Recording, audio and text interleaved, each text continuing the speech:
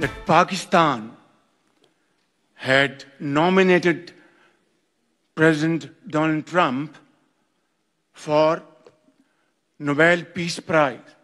India is a great country with a very good friend of mine at the top, and Pakistan and India are going to live very nicely together, right? That's not a very... they are... সারা দিন খবরের channel যে কোনো media খুললে ওই একটাই খবর, দুর্গাপুরে ডাক্তারি ছাত্রীর গণধর্ষণ কাণ্ড। এবং সেখানে এখন অবধি যেটা খবর, আপডেটেড খবর, যত রকম ভাবে সম্ভব পুলিশ এবং প্রশাসনের তরফ থেকে এটাকে ওই ভাব ভালোবাসার সম্পর্ক দিয়ে চাপিয়ে দেবে, বাকি ধর্ষণ কাণ্ডটা মুছে দেবার চেষ্টা চলছে, যেটা হয় আমাদের রাজ্যে। এবং যেখানে যদি তৃণমূলের লোকজন জড়িত থাকে এবং তৃণমূলের সংখ্যালঘু সম্প্রদায়ের লোকজন জড়িত থাকে, তাহলে তার কথাই নেই। সামনে ভোট, যে কোনো রকম করে এই ঘটনা চাপা দিতেই হবে। তৃণমূলের প্রত্যেকটা সাংসদ, বিধায়ক, শিক্ষিতই হোক বা অশিক্ষিত, কি নির্লজ্জভাবে এই ডাক্তারি ছাত্রীটিকেই আক্রমণ করছে। কেউ বলছে কেন গেল, কেউ বলছে রাত 12টায় কেন গেল, কেউ বলছে রাতের বেলায় কেন বেরোবে। তৃণমূলের মতো নিকৃষ্ট মানের অযোগ্য অপদার্থ দল এই পৃথিবীতে আদৌ এসছে কিনা আমার জানা নেই। তাই দুর্গাপুরের কাণ্ড থাক, আপনারা সবাই এখন জেনে গেছেন। এই প্রতিবেদনে আমি আমার কথা রাখবো। আমি বলেছিলাম না আপনাদের যে সারাদিনে অন্তত যদি পারি একটা প্রতিবেদন এমন একটা করতে চাই যে আপনাদের মুখে কিছুটা হাসি ফোটাতে পারবে। সারা দিনের আপনাদের যে জীবন যুদ্ধ, জীবনের লড়াই, উপার্জনের লড়াই, তার মধ্য দিয়ে যদি আমি একটু আপনাদের মুখে হাসি ফোটাতে পারি, তাহলে জানবো এই 25 বছরের সাংবাদিকতা জীবন অন্তত কিছুটা হলেও সার্থক হয়েছে। আজকে তেমনই একটা প্রতিবেদন। কোথায় হলো এটা? এই যে প্রতিবেদনটা আমি বলবো কোথায় হলো, এটা হলো মিশরের শার্ম আল শেখ অনুষ্ঠিত হলো গাজা শান্তি সম্মেলন। গোদা বাংলায় বলতে গেলে ডোনাল্ড ট্রাম্প বিশ্বের বিভিন্ন রাষ্ট্রনায়কদের, রাষ্ট্রনেতাদের ডেকে নিজের ক্রেডিট নিতে চাইলেন এবং এটা বোঝাতে চাইলেন যে আগে আমি 7খানা যুদ্ধ বন্ধ করেছি, এই নিয়ে আমি 8 নম্বর যুদ্ধটা বন্ধ করতে চাইলাম, এবারে তো পাননি, আগামী বছর নোবেল শান্তি পুরস্কারটা যেন তিনি পেতে পারেন, তাই দেখনদারির জন্য এই মিশরের শার্ম আল শেখে অনুষ্ঠিত হলো গাজা শান্তি সম্মেলন। বিশ্বের সব দেশের প্রধানদের ডেকে পাঠানো হলো। ডোনাল্ড ট্রাম্প আমেরিকান প্রেসিডেন্ট তো ছিলেনই, পাকিস্তানের প্রধানমন্ত্রী শাহবাজ শরীফ চলে গেলেন, ইতালির প্রধানমন্ত্রী জর্জিও মেলোনি চলে গেলেন, ফ্রান্সের ইমানুয়েল ম্যাক্রো চলে গেলেন, আরো অনেকে ছিলেন রাষ্ট্রনায়করা। ভারতের তরফ থেকে কে ছিলেন? প্রধানমন্ত্রী নরেন্দ্র মোদী, স্বরাষ্ট্রমন্ত্রী অমিত শাহ, প্রতিরক্ষা মন্ত্রী রাজনাথ সিং, তাহলে কি বিদেশমন্ত্রী এস জয়শঙ্কর, যারা এই আমেরিকার সঙ্গে বিভিন্ন বিষয়ে কথা বলেন, বিদেশ দপ্তরের সচিবরা। ভারত থেকে প্রধানমন্ত্রী নরেন্দ্র মোদীর দূত হিসাবে একজনকে পাঠানো হলো, তিনি হচ্ছেন বিদেশ প্রতিমন্ত্রী কীর্তিবর্ধন সিং, যিনি ওখানে গেলেন নরেন্দ্র মোদীর বিশেষ দূত হিসাবে। গোটা পৃথিবীর প্রায় অধিকাংশ দেশ যখন তাদের হয় প্রধানমন্ত্রী নয় রাষ্ট্রপতিরা গেলেন, তখন ভারতবর্ষ থেকে গেলেন একজন বিদেশ প্রতিমন্ত্রী কীর্তিবর্ধন সিং। যা বোঝার বুঝে নিন যে ভারত এই ট্রাম্পের ক্রেডিট নেওয়ার ঘটনাটাকে, এই মিটিংটাকে কি চোখে দেখলো। কিন্তু তাতে ট্রাম্পের কি, একদিকে ট্রাম্প, একদিকে শাহবাজ শরীফ, আমরা দেখলাম দুই জোকারের গপ্প। ওই ছিল না দুই হুজুরের গপ্প, তেমনি এটাকে মজা করে বলাই যায় দুই জোকারের গপ্প। কেন বলছি দুই জোকারের গপ্প? প্রথমে আপনারা শাহবাজ শরীফকে দেখুন, আবার তিনি ডোনাল্ড ট্রাম্পকে নোবেল শান্তির জন্য মনোনীত করলেন। ট্রাম্পের শান্তির ছেলেরা তাকে শান্তির নোবেলের জন্য মনোনীত করবে, এতে আশ্চর্যের কিছু নাই।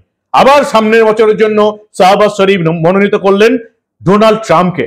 আমেরিকান প্রেসিডেন্টের কি অবস্থা দেখুন, তাকে প্রশংসার জন্য তাকিয়ে হচ্ছে পাকিস্তানের প্রধানমন্ত্রীর দিকে।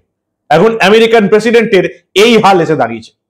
শাহবাজ শরীফের কমেডি, এই মিশরের শার্ম আল শেখে গাজা শান্তি সম্মেলন অনুষ্ঠিত হলো এবং সেটা দেখে এই যে ইতালির প্রধানমন্ত্রী আমাদের সবার প্রিয় জর্জিও মেলোনি কি রিঅ্যাকশন দিলেন, পরপর দেখুন।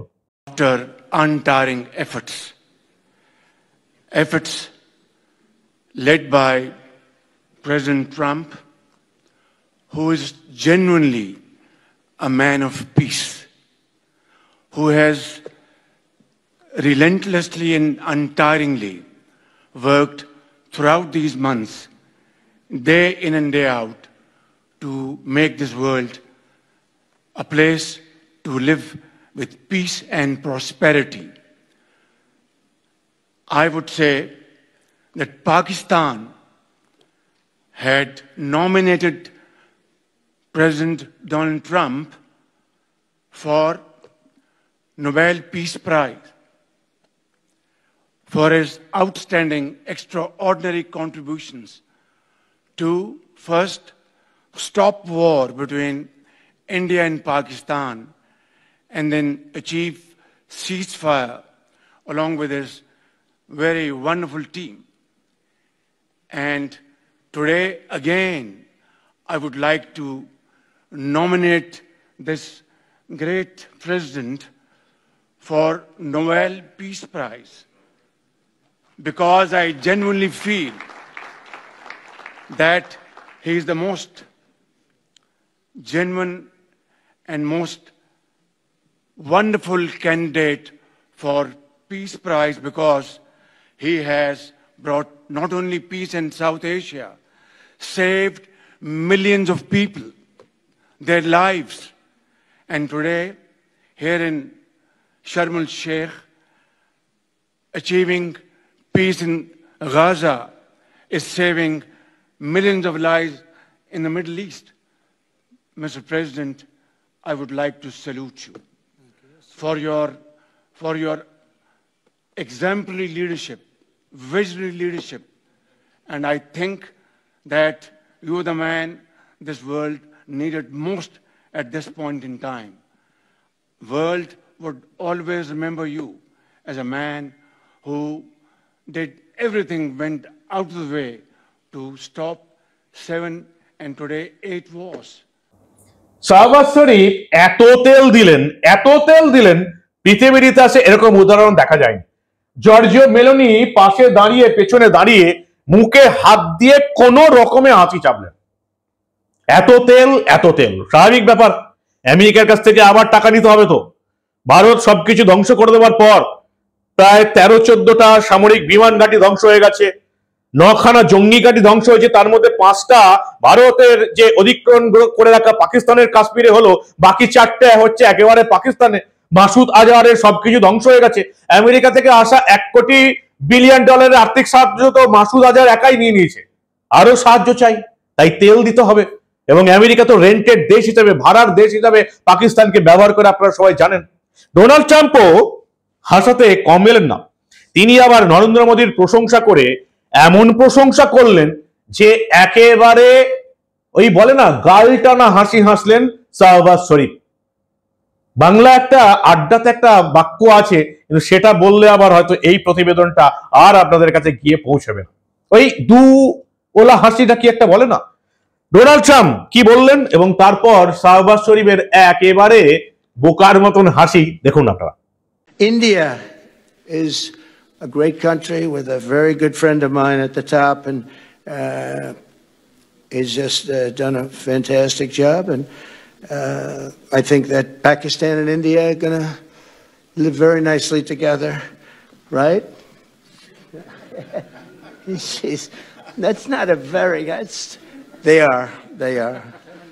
And they're two great, I tell you, leaders, great leaders as far as I'm concerned. Donald Trump আবার মোদির প্রশংসা করে শাহবাজ শরীফের হাসি দেখেই কিন্তু ক্ষান্ত হলেন না। তিনি আবার এখানে রীতিমতো ফ্ল্যাট করলেন ইতালির প্রধানমন্ত্রী জর্জিও মেলোনির সঙ্গে। আমাদের ভারতের অনেকের কিন্তু জর্জিও মেলোনিকে পছন্দ করেন, তারা কিন্তু একেবারে রেগে গেছেন। সমস্ত বিশ্বকে চমকে দিয়ে ডোনাল্ড ট্রাম্প যে একেবারে ওপেন প্রকাশ্য এইভাবে রাষ্ট্রনায়কদের মিটিং এ ফ্ল্যাট করবেন, এটা কেউ বুঝতেই পারেননি। কোন রকমে হাসি দিয়ে চাপা দেওয়া হলো। ভালো করে দেখুন, জর্জিও মেলোনির সঙ্গে ওপেন ফ্ল্যাট করছেন American president Donald Trump. We have a woman, a young woman who's, I'm not allowed to say it because usually it's the end of your political career if you say it. She's a beautiful young woman. Now, if you use the word beautiful in the United States about a woman, that's the end of your political career, but I'll take my chances. Where is she? There she is. You don't mind being called beautiful, right? Because you are. Thank you very much for coming. We appreciate it. She wanted to be here, and she's incredible, and they really respect her in Italy. She's She's a very successful politician. Donald Trump Giorgia মেলোনিকে বললেন যে এটা আমার বলার অনুমতি নেই, এমনকি রাজনৈতিক কেরিয়ার শেষ হয়ে যেতে পারে যদি বলি তিনি একজন সুন্দরী। এখানেই না থেমে ট্রাম্প বলছেন আপনি যদি আমেরিকার কোনো মেয়েকে সুন্দরী বলেন তাহলে আপনার রাজনৈতিক জীবন শেষ হয়ে যাবে, তবু আমি সেটা বলার সুযোগ নেব। এরপর সরাসরি চোখে চোখ রেখে মেলোনিকে সুন্দরী বললেন মার্কিন প্রেসিডেন্ট। কোন রকমের সবাই ওই হেসে ব্যাপারটাকে সহজ সরল করার চেষ্টা করলেন।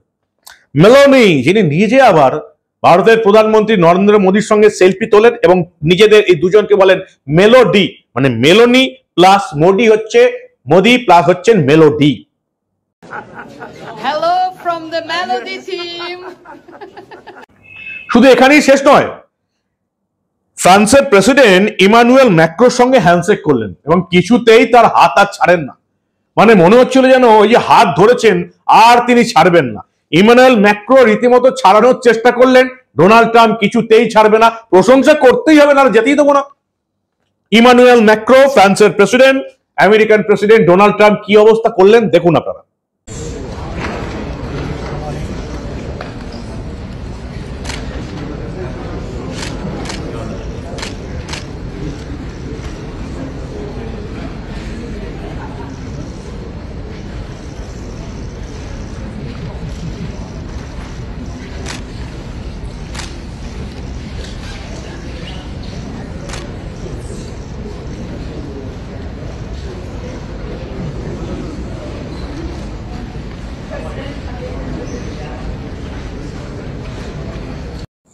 যেভাবে ডোনাল্ড ট্রাম্প শুরু করেছেন তাতে মনে হচ্ছে আর নোবেল শান্তি পুরস্কার না পাওয়া পর্যন্ত এইরকম বালকিল্লতা তার চলতেই থাকবে। ভাবুন একবার, একটা মিটিং এর আলোচনা হলো শুধুমাত্র নিজের প্রশংসা শোনার জন্য, তাও কার প্রশংসা কে করছে? ডোনাল্ড ট্রাম্পের প্রশংসা করছে পাকিস্তানের প্রধানমন্ত্রী শাহবাজ শরীফ। অবিশ্বাস্য ব্যাপার। আর এইরকম জোকারদের সম্মেলনে নরেন্দ্র মোদী যাবেন না, তিনি যে তার প্রতিনিধি পাঠিয়ে দেবেন এটা এতক্ষণ পর আমরা খুব ভালোই বুঝতে পারছি। আর এই ডোনাল্ড ট্রাম্প, শাহবাজ শরীফ, এদের সঙ্গে আর কার তুলনা হতে পারে?